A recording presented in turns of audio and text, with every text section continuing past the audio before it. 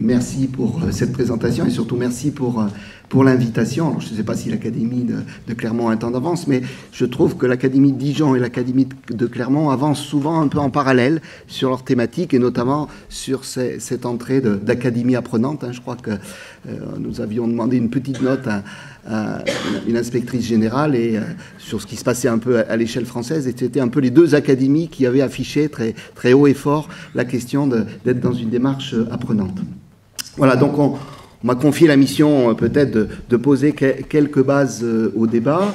Je ne vais pas raconter mon parcours, mais il est un peu parallèle à cette préoccupation du côté, évidemment sur le plan scientifique, des géographes et des gens qui s'intéressaient à l'aménagement ou parfois au déménagement du territoire, de se dire, il y a beaucoup de chercheurs qui parlent des métropoles, qui disent des choses tout à fait pertinentes sur les processus de métropolisation à l'échelle mondiale, mais il n'y a peut-être pas assez de chercheurs qui en tout cas se font entendre, y compris dans les médias, pour parler de cette situation, des fractures territoriales, des ruralités, dans leur diversité effectivement. Et donc, voilà, je fais partie de ceux qui ont souhaité un peu s'investir, en tout cas communiquer davantage sur ces thématiques qui sont effectivement importantes, notamment dans ce grand massif central.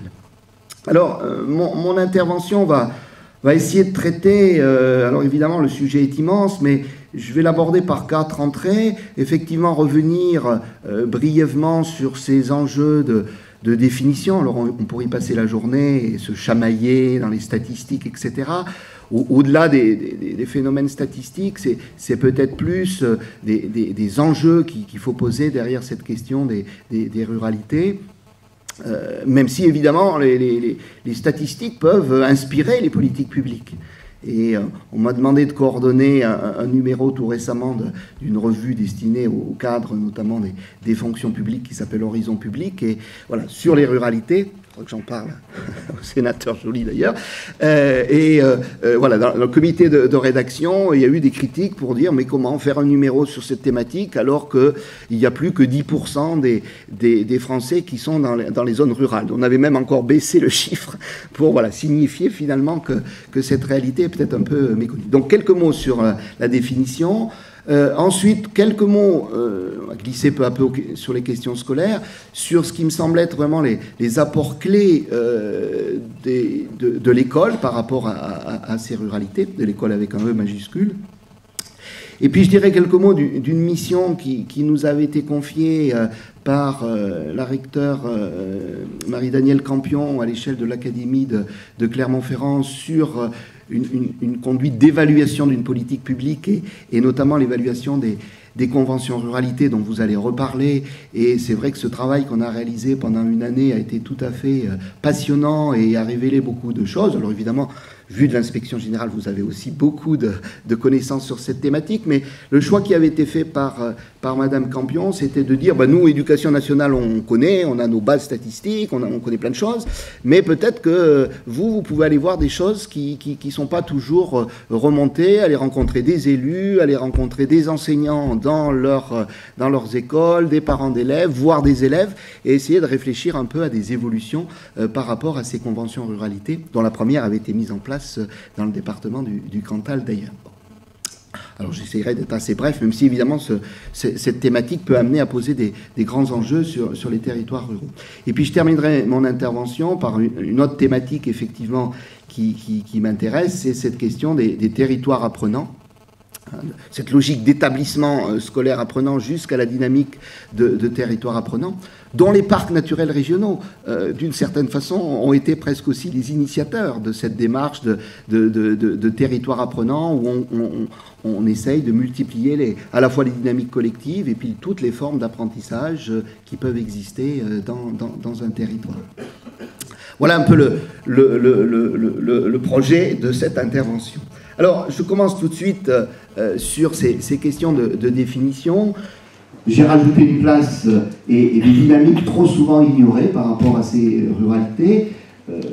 Partage avec le sénateur Joly et l'ensemble de l'association Nouvelle Ruralité l'idée aussi qu'il faut positiver nos discours sur les territoires ruraux. Ça ne veut pas dire ignorer des fragilités, des faiblesses. Et quand on traite des questions scolaires, on sait bien qu'il y a un certain nombre de fragilités. baisse d'effectifs, etc. On ne peut pas les cacher, ne pas les prendre en compte, mais voilà, aussi par rapport à ce discours ambiant très favorable aux métropoles, soulignons quand même la place et les dynamiques de ces ruralités. Alors évidemment, sans rentrer dans un long discours géographique sur les définitions, voilà, on peut approcher cette notion rurale de différentes façons. Il y a la façon historique depuis le milieu du 19e siècle, et on n'a pas changé depuis le milieu du 19e siècle, qui est une façon de définir les ruralités par la négative, c'est-à-dire en définissant ce que sont les villes et les unités urbaines, en l'occurrence, vous les avez sur la carte, là en rouge, et puis à dire tout ce qui ne relève pas de ces unités urbaines, ce sont des espaces ruraux. Alors le seuil ici, c'est 2000 habitants, hein, depuis le 19e siècle, d'ailleurs, on peut questionner, hein, est-ce qu'il n'y a pas eu des évolutions démographiques depuis le 19e siècle qui feraient que peut-être il faudrait évoluer sur ce seuil, mais je ne vais pas rentrer dans ce détail-là. Et donc, évidemment, là, on a une première représentation des ruralités. Alors, je m'étais amusé sur la carte que vous avez de l'autre côté de mettre, pour une fois, en grisé ces ruralités françaises. Et vous voyez tout de suite, ce qui saute aux yeux, c'est la place considérable qu'elles occupent. Hein, c'est plus des 9/10 de l'espace français, de l'espace, je dis bien, pas de la population, mais de l'espace, qui est concerné par cette réalité rurale. Je vais y revenir, de faible densité, etc. Ce qui veut dire que par rapport à la cohésion de notre pays, évidemment, c'est un élément central. Si on ne prend pas en compte toutes ces zones grisées, on passe à côté quand même de la cohésion même de notre espace national. Une deuxième approche plus récente a été fondée toujours un peu selon la même logique, selon les aires d'influence urbaine, et notamment en prenant en compte la question des migrations pendulaires quotidiennes de travail, et donc en définissant autour des pôles d'emploi constitués par les villes, eh bien, des aires d'influence de ces villes. Et ici, l'approche elle est évidemment intéressante, elle révèle des dynamiques des territoires, mais elle aboutit aussi au fil du temps, et on va continuer, à considérer que beaucoup de zones rurales, en fait, sont marquées par des relations avec les villes, et que finalement, on rentre dans une définition qui n'est plus peut-être totalement pertinente, puisque on sait bien, y compris ici, au cœur du Morvan, qu'il y a un certain nombre de personnes qui ont des relations avec les villes, petites, moyennes ou grandes, de l'espace régional. Donc c'est une approche qui conduit, c'est les deux cartes que vous avez à côté, si on a une définition très stricte, à regarder, parce que vous avez en noir sur ce qui reste de zones qui ne sont pas directement marquées par ces migrations fortes, enfin, avec un seuil de 40%. J'avais discuté avec les collègues statisticiens quand cette première définition a été approchée. Pourquoi ont-ils choisi le seuil de 40% de migrants pendulaires? C'est un grand débat. Hein. Ils auraient pu choisir 50%, la majorité. Bon, il y a eu, y compris des pressions un peu amicales pour dire, voilà, si vous mettez le seuil à 50%, ça va gonfler la part des territoires ruraux en France. Bon, mais ça, c'est un débat. Des fois, la politique se mêle avec la statistique. Hein. Toujours. Et donc, voilà. Et alors, ce qui est aussi, ce qui interpelle aussi le chercheur, c'est que dans la période récente, ces zones en noir, on les a même plus appelées, hein, ce qu'un collègue recteur a appelé un meurtre géographique, on ne les a même plus appelées des rurales, on n'a plus utilisé ce terme de rural, on a parlé de zones en dehors des aires d'influence urbaine. Le mot rural a même été éliminé.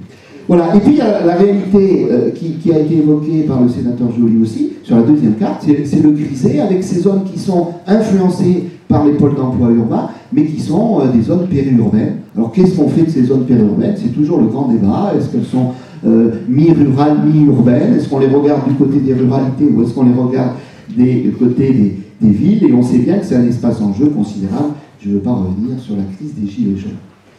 Il y a une troisième approche qui est celle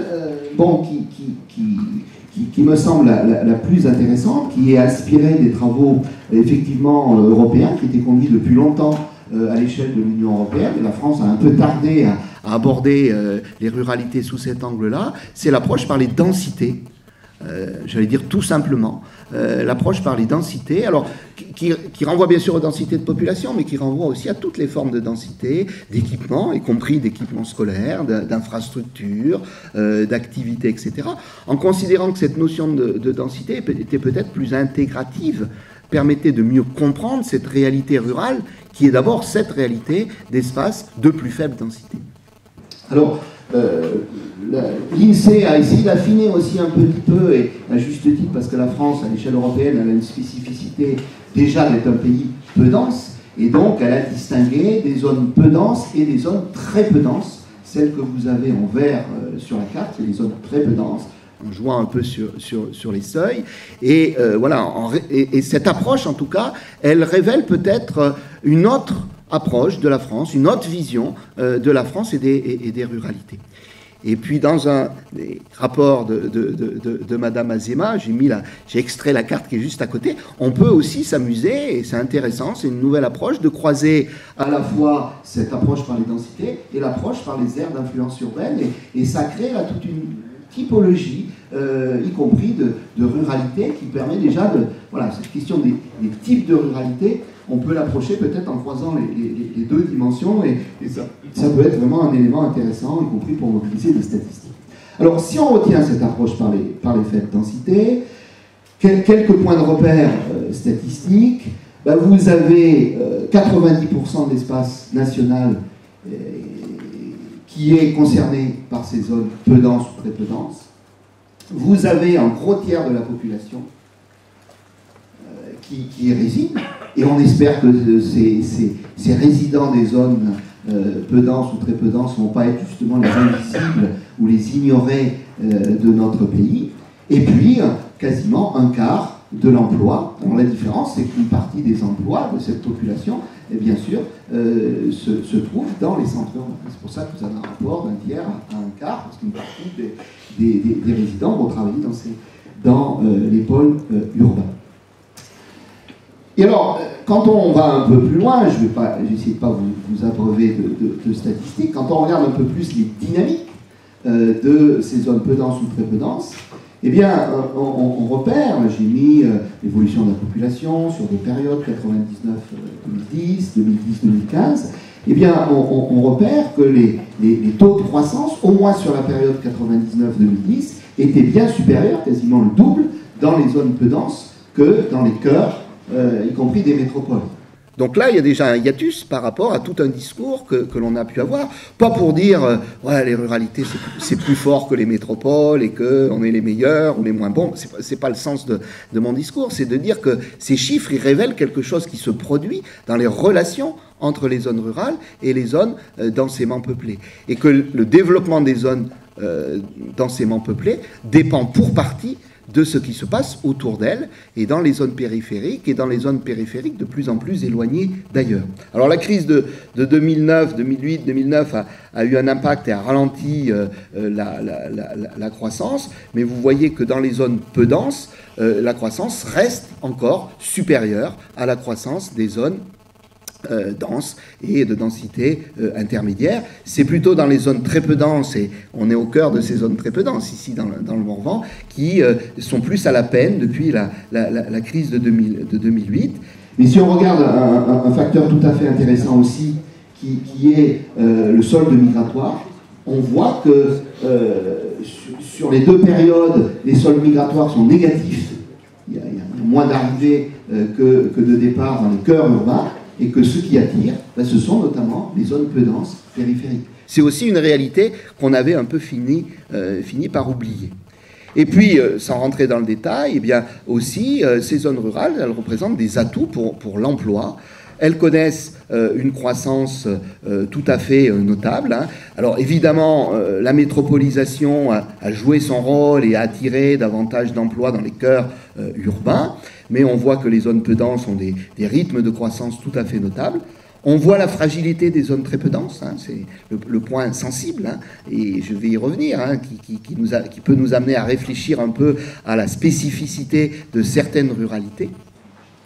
Et puis on voit dans la dernière période, alors ça m'a relativement surpris, alors évidemment toujours des difficultés dans les zones très peu denses, mais qu'à la limite, et ça on ne le dit pas non plus dans les médias, les zones qui ont le mieux résisté en termes d'emploi depuis la crise de 2008 sont plutôt les zones peu denses par rapport aux zones densément urbanisées. Donc, d'où cette idée qu'il y a des potentiels trop souvent ignorés, il y a des marges de croissance économique, surtout si on investit dans le capital social, dans le capital humain de ces territoires.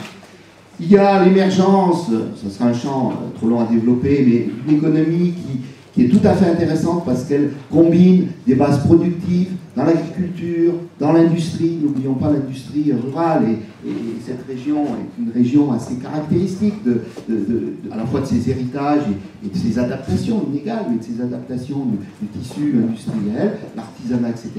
Et puis une base résidentielle qui renvoie aux services qui naissent, aux activités qui naissent en fonction de la présence de population. Et comme vous avez plus de population qui arrive dans ces zones peu denses, et bien vous avez aussi une dynamique d'emploi résidentiel qui se développe. Et les économistes ont bien montré que les bassins d'emploi les plus dynamiques, c'était ceux qui parvenaient à allier les deux. Donc il y a des vrais potentiels à la fois en travaillant sur ces bases productives et sur ces bases résidentielles. Il y a aussi le développement croissant d'innovation, on en a parlé, les ruralités innovent, innovation sociale, innovation territoriale. Il y a des réseaux, des nouvelles alliances qui émergent, notamment évidemment la thématique rural-urbain qui est importante et qui est centrale, et effectivement on ne peut pas ignorer ces relations à la ville et aux métropoles. Il y a la mutation numérique et qui est aussi une des clés qui peut être mobilisée par rapport aux questions d'éducation. Mais aussi, alors j'ai beaucoup positivé, il y a aussi des fragilités. Il n'y a pas une, mais ça a déjà été dit, il n'y a pas une des ruralités, avec un enjeu clé évidemment sur les services publics ou sur les services au public.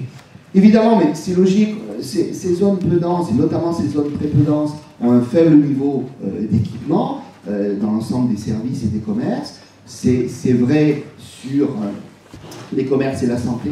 C'est un peu mieux en termes de maillage sur l'enseignement, mais évidemment, ces services se sont concentrés là où il y avait le plus de population, c'est pas une surprise, hein, et donc sur les cœurs urbains.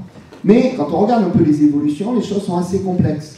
Alors contrairement à certains discours parfois un peu négatifs, on a un maintien global des services aux populations dans les zones rurales depuis les années 80, mais il y a évidemment un basculement par rapport à des dynamiques qu'on a peut-être dans l'esprit où les choses se maintenaient, se développaient fortement, au moins jusqu'aux années 80-90.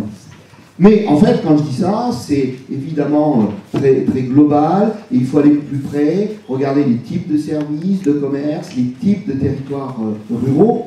Alors, juste 2 ou 3 repères. Les évolutions sont plutôt positives, contrairement aussi parfois à ce que l'on dit, mais après il faut aller plus près du côté des types de professionnels de santé, mais les évolutions sont plutôt positives sur la santé, y compris parce qu'il y a toute cette économie résidentielle et tous ces besoins de services de santé dans les territoires. Alors ce n'est pas nécessairement la question du médecin, je sais qu'il y a un vrai défi, mais surtout l'environnement, par exemple d'infirmières, etc., on voit que ça se diffuse assez largement dans les territoires ruraux, avec des efforts de structuration portés, y compris par les élus, pour créer des pôles médicaux pluridisciplinaires. Les évolutions sont finalement beaucoup plus défavorables sur les commerces, et on sait que dans nos villages, la question du maintien des derniers commerces est une question centrale. Et puis, des évolutions aussi voilà, qui questionnent sur l'éducation. Alors, j'ai mis des chiffres.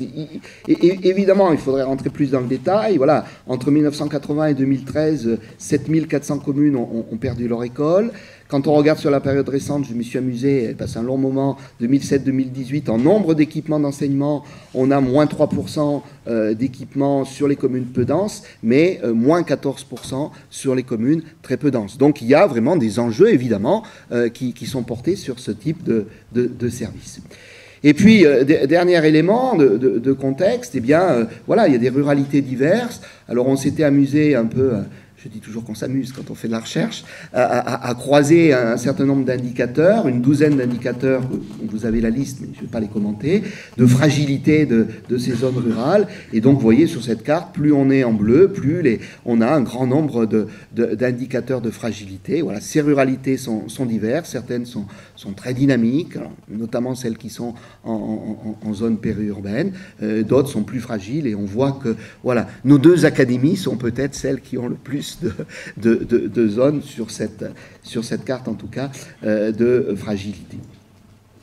Deuxième point de mon intervention, je glisse sur la question de l'école et sur le rôle de l'école dans les ruralités. Moi, il me semble que l'école, elle a un rôle important sur 3 plans essentiels.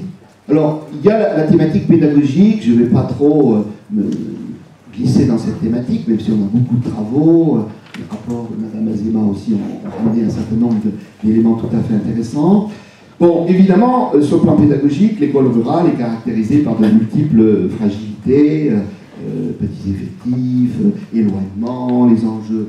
En venant ici ce matin, redécouvert enfin tous ces jeunes adolescents qui attendaient dans les arrêts de bus depuis l'Auvergne et l'Allier jusqu'ici. On voit cette réalité, évidemment, du transport scolaire, voilà, des levées très matinales de beaucoup de nos jeunes. Donc il y a des fragilités, mais comme ça a été dit, c'est quelque chose qu'on connaît bien déjà depuis plusieurs années, ben, globalement, un certain nombre de recherches montrent qu'il y a plutôt de bonnes évaluations des performances des élèves, et notamment du primaire. Alors, même si on peut toujours nuancer ça, mais c'est un élément à prendre en compte, qui s'explique par un certain nombre de critères, de facteurs. Je ne vais pas rentrer dans le détail, y compris le laboratoire dijonnais, il est réduit à aborder un certain nombre de ces questions, y compris voilà, le fait d'être dans des petits groupes peut permettre d'avoir une capacité plus forte à partager, à travailler ensemble, etc., à s'adapter à des situations qui peuvent être, y compris sur le plan psychosocial, des atouts pour ces jeunes. Mais ce bilan pédagogique, il doit être nuancé quand même. Il y a la question des mobilités géographiques et notamment une question que j'aurais aimé creuser un peu plus statistiquement sur au moment des changements de cycle. Qu'est-ce qui se passe pour les jeunes ruraux quand ils quittent l'école primaire pour aller vers le collège, etc. Et puis du collège pour aller vers le lycée, qui finalement ces mobilités réintroduisent des formes d'inégalité et d'inégalité sociale. Alors il y a évidemment cette question, j'allais dire un peu cette tarte à la crème du manque d'ambition. Alors j'ai mis aussi une autre formulation que je préfère un peu, qui est l'inégal niveau d'aspiration des jeunes ruraux. C'est politiquement correct. C'est plus politiquement correct. On a fait la rentrée du master des cadres que vous évoquiez vendredi dernier, et c'est vrai que des collègues chefs d'établissement nous disaient on en a marre de cette question du manque d'ambition. Elle dit des choses, mais elle dit peut-être pas tout de la réalité de nos territoires, même si statistiquement on la repère évidemment. Alors, dernier mot par rapport aux travaux de notre collègue de l'Académie de Grenoble, Champollion. Ces résultats, ils doivent être aussi nuancés parce que tout bouge et tout va vite dans les territoires. Et ce que l'on pouvait analyser il y a 10 ou 15 ans évolue et finalement, il y a des formes quand même de rapprochement, il le montre statistiquement, des formes de rapprochement entre l'école rurale et certaines formes d'écoles urbaines, entre parenthèses. Mais voilà, il y a ce rôle clé, évidemment, qui est central dans l'école, qui est la dimension pédagogique. Il y a un deuxième rôle qui est aussi important, qui est le rôle dans l'attractivité et la vie des territoires. Je quitte le champ strictement scolaire. L'école, c'est bien sûr un service fondamental, avec la santé peut-être, dans la structuration et le numérique, dans la structuration des zones rurales, dans leur attractivité. La présence des équipements scolaires est toujours difficilement isolable par rapport à d'autres services qui font la vie d'un territoire. Les collègues ont parlé de bouquet de services finalement. Et un certain nombre de travaux, de plus en plus documentés, y compris voilà, avec des méthodes statistiques assez avancées, avec des collègues plutôt en économétrie, montrent que la capacité des territoires à attirer de la population, à faire circuler la richesse, est d'autant plus forte que l'on a cette présence de bouquets de services, et y compris du service scolaire. Et puis j'ajouterais que santé et éducation reviennent toujours en tête des services jugés indispensables pour la population. Un département voisin qui vous a accompagné dans la naissance de l'Association Nouvelle Ruralité avait lancé un grand sondage sur le département de l'Allier et auprès de la population. Et c'était les deux services qui revenaient en tête de la préoccupation de la population, la santé et l'école. Donc on voit bien qu'il y a un enjeu très fort. Alors, pour ma part, dans le travail sur les conventions ruralité, on est allé un peu plus loin et je continue à travailler sur cette thématique. On voit bien notamment que dans les zones rurales les plus fragiles, les zones très peu denses, quand on compare les dynamiques, quand on a une école et quand on n'en a pas, eh bien on voit qu'il y a toujours des effets de contexte territorial, mais on voit que la situation a plutôt tendance à s'aggraver dans les communes qui n'ont pas d'école, dans les zones les plus fragiles. Dans les zones peu denses que j'évoquais tout à l'heure, là les choses sont beaucoup plus nuancées. Il y a d'autres travaux, y compris américains, etc., qui montrent des impacts, y compris, vous voyez, sur le marché du logement, par exemple, on peut approcher ce genre de réalité. Bref, l'école joue un rôle central dans la dynamique d'un territoire. Et puis elle joue, troisième point, un rôle aussi important dans les dynamiques collectives qui font la vie des territoires aussi. Au-delà de l'attractivité, attirer des populations, etc. La vie des territoires, et j'ai repris ce modèle des collègues québécois qui travaillent sur l'école et qui ont souvent une grande avance. Et c'est souvent, on trouve des choses très très intéressantes du côté du Québec, qui a un espace aussi très peu dense. Et voilà, qui montre qu'un territoire, il a besoin d'un capital, on l'a dit, à la fois évidemment matériel et des ressources, mais d'un capital social, d'un capital culturel. C'est vraiment central. Et ce que montrent ces travaux, notamment au Québec, c'est que plus on arrive à créer des liens, des réseaux dans les territoires, avec les acteurs du monde de l'éducation, mais avec les élus, mais avec les socioprofessionnels, mais avec le monde associatif, plus on crée du réseau, plus on a des effets positifs sur le réseau territorial, sur sa capacité à porter des projets de développement. Et cet exemple québécois du dispositif école éloignée en réseau, hein, bon, qui peut porter des noms différents, mais qui est présent, montre tout à fait, j'ai mis une citation, j'ai pas le temps de le développer, mais que quand on construit des projets autour de l'école dans les territoires ruraux, en quelque sorte, on accroît leur capacité à avoir ce capital social, ce capital territorial. Donc c'est une entrée davantage par le projet, par la mise en relation des acteurs. C'est d'une certaine façon la dynamique de territoire apprenant aussi, qui est sous-jacente dans ce rôle des dynamiques collectives. Troisième point de mon intervention, quelques mots donc voilà, de cette évaluation des conventions ruralité et voilà, en glissant de ce travail d'évaluation, alors sur l'académie de Clermont-Ferrand, mais je pense qu'il y a un certain nombre de problématiques tout à fait voisines, et puis comment ce travail peut amener à réfléchir à quelques enjeux prospectifs. Alors d'abord, en quelques mots, quels ont été les effets observés par rapport à ces conventions ruralité? L'idée d'abord qu'il y a des pratiques nouvelles qui ont pu s'établir dans les territoires. C'est variable d'un département à l'autre, mais des dynamiques en termes de co-construction, justement, de partenariat, et notamment avec les élus locaux, des échanges voilà, sur la durée, sur ces grands enjeux, à la fois pédagogiques, de maillage territorial. Et donc ça, c'est plutôt un aspect très positif de ces conventions, au-delà du seul aspect de maintien des moyens attendus en personnel, en enseignant ou d'accompagnement. Alors évidemment, ce maintien des moyens, il est attendu par les élus.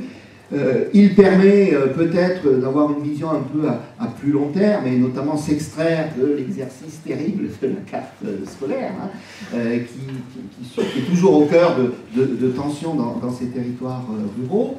Et puis, alors avec des nuances, ce maintien de moyens, il peut permettre quand même de réfléchir à des formes de réorganisation locale. Alors avec des sujets chauds, qui sont devenus chauds dans la période plus récentes, mais de questions de relations au collège, de mise en réseau d'école, d'enjeux. Je ne sais pas si vous avez ces thématiques-là dans les ruralités de l'Académie et de la Nièvre, mais notamment dans le département de l'Allier, ça a été vraiment un plus sur les questions de remplacement. Il y a eu une capacité à avoir un peu plus de personnel en remplacement, et c'est parfois vraiment un enjeu central dans les communes rurales. Des méthodologies de construction des conventions, alors ça c'était un peu ma surprise, ne connaissant pas tout le système éducatif dans sa diversité, mais qui ont pu être très variables selon les départements, y compris est-ce qu'on réalise un diagnostic, est-ce qu'on le partage auprès de tout le monde. Il y a des choix très différents qui ont été faits. Moi, je prône plutôt le fait qu'on fasse un vrai diagnostic partagé et qu'on ne le cache pas. On peut faire travailler l'INSEE, les services d'éducation, mais après le mettre dans un tiroir parce qu'on a peur que ça suscite des débats virulents, ben, je ne suis pas sûr que ce soit la bonne manière d'avancer, mais voilà, on peut en débattre. Et puis surtout, voilà, peut-être ce qu'on avait relevé, c'est que peut-être on pouvait travailler un peu plus une concertation à l'échelle académique que ce qui avait été fait. C'est une évaluation sans concession qu'on a fait. Et donc, il y avait peut-être un enjeu de pilotage à l'échelle académique, mais je ne veux pas donner de conseils, évidemment. C'était un travail d'évaluation un peu externe. L'intérêt d'une approche par bassin scolaire et par territoire scolaire, on va en reparler. Alors, dont la définition doit être partagée. C'est le Cantal qui a fait un énorme travail pour définir des bassins scolaires très très fins et ensuite animer la réflexion dans chacun de ces bassins scolaires. La DAZEN est allée sur le terrain une quantité de fois pour rencontrer chacun de ces bassins, ce qui renvoie à des questions d'animation locale, de gouvernance locale qui sont évidemment centrales. Des attitudes contrastées des élus, des visions pas toujours partagées. Pour faire simple, il y a des élus qui ont pu rester très attentistes en disant voilà, le dispositif nous protège un peu, on va pas trop. Et puis d'autres qui ont été proactifs véritablement et qui ont réfléchi assez fortement à des réorganisations. Ce qui nous avait conduit à dire il faut que ces conventions, elles se territorialisent beaucoup plus, et un certain nombre de travaux qui ont suivi l'ont montré. Voilà, rester à l'échelle uniquement du département peut justement ne pas trop inciter à des actions plus locales qui sont souvent les plus intéressantes. Et puis, dernière remarque, on observe, même si ce n'est pas toujours documenté ou pas suffisamment documenté, votre ancien collègue d'Azen de l'Allier avait lancé une vraie enquête là-dessus. Il y a un certain nombre d'innovations pédagogiques, organisationnelles, y compris l'école éloignée en réseau que l'Académie de Clermont a essayé de reproduire, cette expérience québécoise, essayé de reproduire sur l'Académie.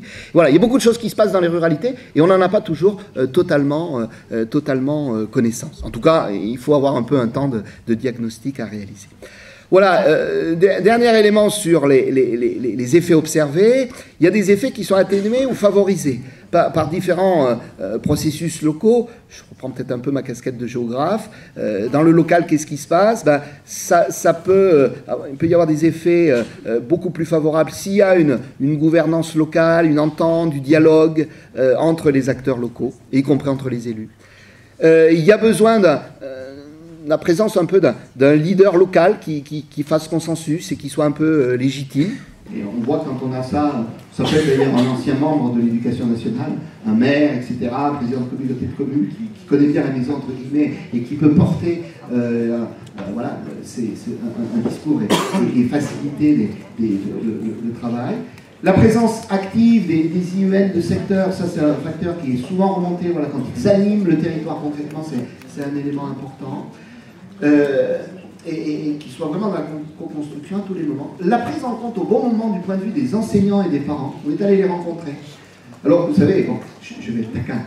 Quand on rencontre les responsables syndicaux, on les a tous rencontrés, le chef-lieu de département, les discours très convenus, des postures, etc. Voilà, j'étais habitué à ça. Quand on rencontre les enseignants dans leurs écoles, alors là, c'est complètement différent, le discours. Et il y a des idées, des propositions, des adaptations pédagogiques. Et évidemment, on se dit il faudrait que dans les conventions, on les associe davantage dans le processus de construction. Alors évidemment, c'est un chantier énorme. D'autant que la ligne en dessous, on a dit qu'il faudrait aussi travailler la question de la gestion des transports scolaires, y compris vu du côté des régions ou des départements. Et là, on me dit, oh là là, mais non, on ne peut pas faire ça, on ne peut pas aller jusque-là. Mais évidemment, quand on veut traiter de ces questions, c'est un élément extrêmement important. Et on n'a pas d'ailleurs toujours tous les éléments de diagnostic par rapport à ça. Et puis, deuxième élément qui joue sur les effets, c'est aussi la géographie des territoires, leurs contraintes topographiques. Il faut prendre en compte, quand on est dans une vallée de montagne dans le Cantal ou dans des zones de plateaux très accidentés, c'est pas la même chose que quand on est en plaine. Des facteurs socio-économiques, la question des bassins de vie, des bassins d'emploi, les axes de communication, la présence ou non de structures d'accueil de la petite enfance, c'est un facteur clé aussi pour comprendre ces réorganisations, y compris autour des villes. Le degré de bien-être des enseignants, qui va favoriser ou non leur implication. Il y a aussi des formes de souffrance rurale, hein, ne cachons pas d'un certain nombre d'enseignants. Donc voilà, c'est tous ces éléments qui vont faire que ces conventions vont fonctionner. Alors après, en termes de préconisation, issu de cette évaluation, on a mis quelques mots sur l'idée que les conventions doivent mettre l'accent davantage, sortir de la carte scolaire, et c'est pas toujours facile. Et les DAZEN pouvaient avoir des discours un peu différents par rapport à ça, hein, certains disant mais nous on n'y arrive pas, quoi. Et puis d'autres qui avaient commencé peut-être un peu plus tôt en disant voilà, vraiment essayons de raisonner sur le moyen terme. Alors voilà, il y a la période électorale municipale qui ne va pas faciliter la réflexion sur le moyen terme, mais elle est évidemment centrale par rapport à cette thématique. Faciliter les échanges, en s'appuyant sur des diagnostics partagés, sur des données objectives, en ayant cette importance d'un médiateur local, d'un inspecteur qui peut mener les réunions, impliquer au bon moment les différents protagonistes, et y compris les enseignants. Prendre en compte les attentes de chacun des partis. Les élus peuvent avoir des préoccupations financières, organisationnelles. Voilà, c'est essayer de prendre en compte tout ça pour construire des scénarios partagés. Permettre la progressivité des modalités de regroupement. Ça ne sert à rien parfois de se précipiter parce que ça ne fonctionnera pas. Travailler cette question de réseau, parfois acter par écrit des règles d'organisation locale. Et puis, voilà, un peu aussi réfléchir à ces questions d'octroi ou de refus de dérogation pour la scolarisation des enfants hors territoire. C'est un peu une boîte noire, ça, hein, dans nos territoires ruraux, et il faudrait un peu travailler ça aussi. À l'échelle académique, on avait raisonné l'idée d'avoir une vision peut-être plus territorialisée, à plus long terme, élaborer peut-être des conventions donc à différentes échelles. Il peut y avoir une convention cadre départementale, mais ensuite des conventions par bassin scolaire ou par zone à fort enjeu. Et puis peut-être un troisième niveau qui peut être des conventions, voilà, où on acte localement comment on va s'organiser, en posant la question des coûts de scolarisation. Alors on s'est amusé à le faire sur quelques territoires tests, c'est incroyable les disparités, je n'en revenais pas, sur le coût, selon, à la limite, deux communes qui sont à quelques 10 km de distance. C'est aussi un sujet extrêmement complexe.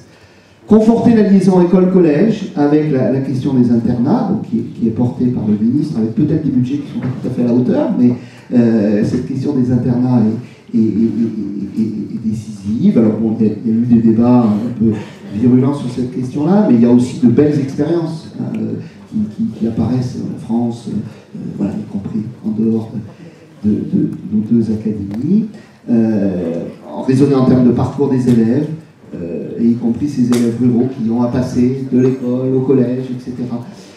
Et travailler sur les projets pédagogiques, évidemment.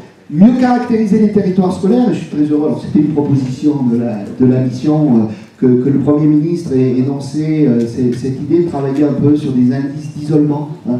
C'est ce qui ressortait quand on raisonne à l'échelle d'une académie. Évidemment, on voit des disparités considérables, j'en dirai un mot, et voilà.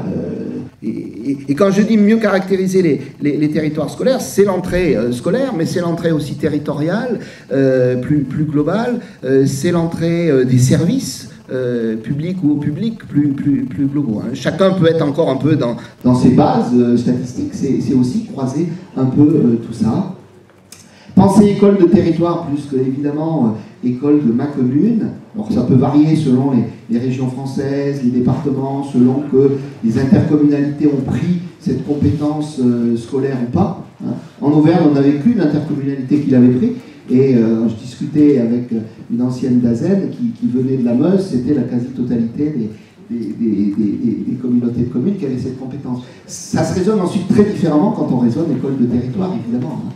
Ça simplifie parfois aussi la posture des élus locaux. Hein.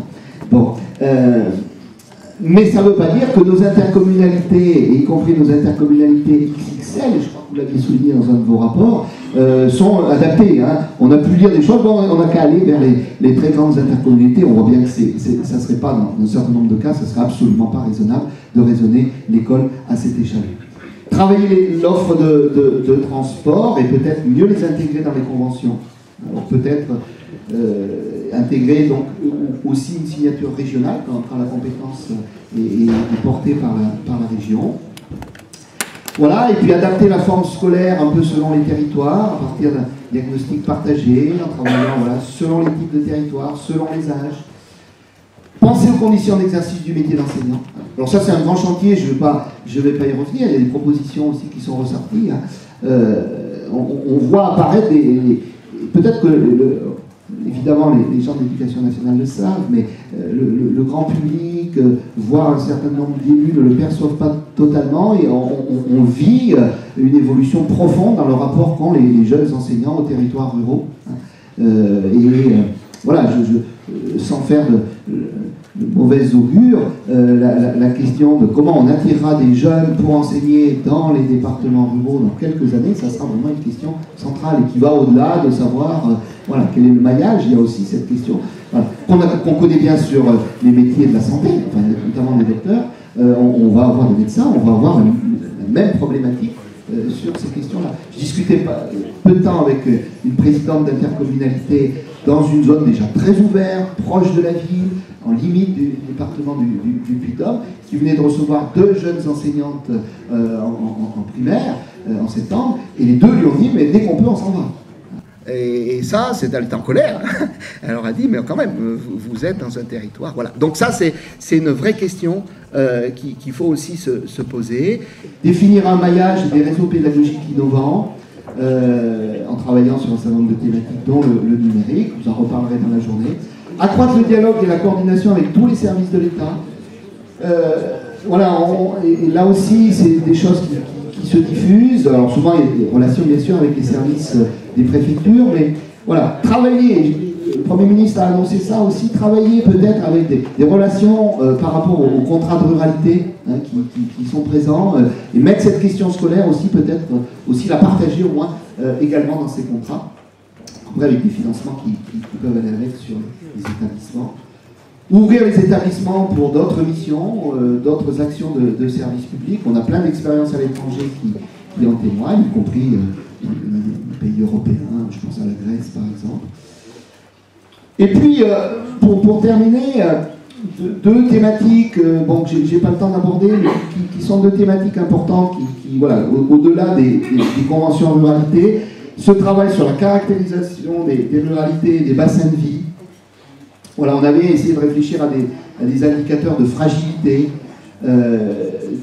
notion d'isolement scolaire, mais fragilité scolaire et fragilité des territoires. J'ai mis des cartes d'Auvergne ici, mais voilà, la première carte, c'est la question des distances temps à l'école. Et quand vous avez des zones en blanc, là, entre les années 70 et aujourd'hui, fin des années 70 et aujourd'hui, les zones blanches étaient très minimes. Donc là, on est à plus de 20 minutes d'école, par exemple, quand on est en blanc. Et vous voyez que, notamment dans le sud de l'Académie, ben, ces zones se sont accrues et qu'il y a là vraiment des zones, notamment du Haut-Cantal, où on est à un degré d'éloignement maintenant de l'école, dans certaines vallées, qui peut questionner sur le devenir même de ces territoires. Il n'y a plus aucun jeune qui va s'installer dans ces territoires, c'est très très clair. Donc, voilà, est-ce qu'on peut aller plus fin? C'est jamais facile politiquement hein, de dire les ruralités, il y en a peut-être qui sont un peu spécifiques, et peut-être qu'ils peuvent, ou le service public d'éducation nationale peut aller, parce que voilà, ça devient vital pour ces territoires. Et ça, c'est plus difficile à porter politiquement, parce que ça veut dire qu'il y a d'autres territoires qui seront peut-être considérés comme un peu plus privilégiés. Donc des indicateurs d'isolement, des indicateurs, les services statistiques ont fait un très beau travail sur les indicateurs de fragilité scolaire, qui englobent y compris des dimensions sociales. Et donc vous voyez par exemple, plus c'est en bleu ou en blanc, plus c'est fragile. Là, à la limite, c'est la réalité du nord de la région de l'Allier qui a à prendre en compte sur cette fragilité sociale et scolaire.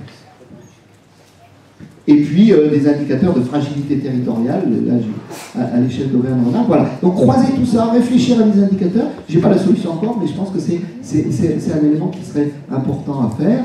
Et puis il y a ces enjeux de maillage, de réseau pédagogique. L'entrée par les bassins de vie est évidemment intéressante. Elle ne correspond pas toujours aux autres découpages. Alors ça, c'est une grande difficulté. Pas toujours aux nouveaux EPCI, pas toujours à la sectorisation scolaire. Comment on adapte tout ça? Les limites sont parfois un peu floues, il y a des chevauchements, il y a des mobilités qui évoluent beaucoup, parfois des multipolarités, plusieurs pôles.